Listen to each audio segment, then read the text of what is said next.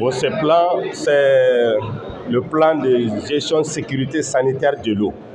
Ce plan concerne, ça veut dire, c'est depuis la ressource, depuis la source de l'eau, quelles sont les dispositions qu'il faut mettre en place pour sécuriser l'eau depuis la source jusque dans les familles. Donc, le processus qu'il faut mettre, c'est ça qu'on appelle plan de gestion sécurité sanitaire de l'eau. Donc, c'est depuis la source, c'est-à-dire là où on prend l'eau.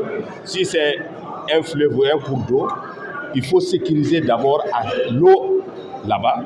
Ensuite, sécuriser l'eau pendant le transport et sécuriser l'eau jusqu'au niveau des consommateurs. Donc, c'est ce plan qu'on appelle plan de gestion sécurité sanitaire de l'eau. Donc, qui a été mis en d'abord, c'est l'OMS, l'Organisation mondiale de la santé, qui avait commencé cette activité. Mais comme vous savez, l'OMS intervient principalement en milieu urbain.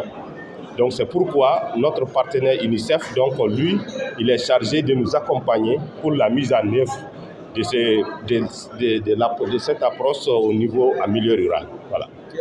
Ce plan va vraiment changer l'accès à l'eau. Oui, parce que nous pensons que si tous les acteurs, tout le monde applique cette approche, ça va permettre vraiment de sécuriser l'eau, d'apporter l'eau potable à l'ensemble de la population malienne. Et quels sont vos attentes? L'objectif de cet atelier, comme vous avez, c'est un atelier de lancement. Donc, vous avez le processus a démarré depuis 2016 et 2017 avec l'OMS et l'UNICEF. Maintenant, actuellement, on a commencé à mettre en œuvre en milieu urbain dans quelques centres qui sont gérés par la SOMAGEF. Mais maintenant, nous comptons lancer ce processus en milieu rural. Donc, c'est l'objectif de cet atelier, c'est vraiment donner l'information à l'ensemble des participants pour que du lancement et que chacun puisse vraiment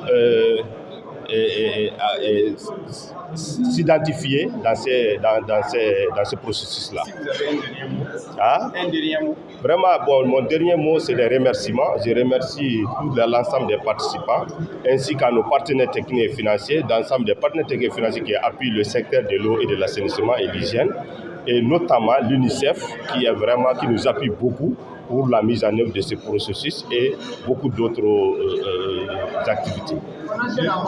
Voilà, ok. Oui.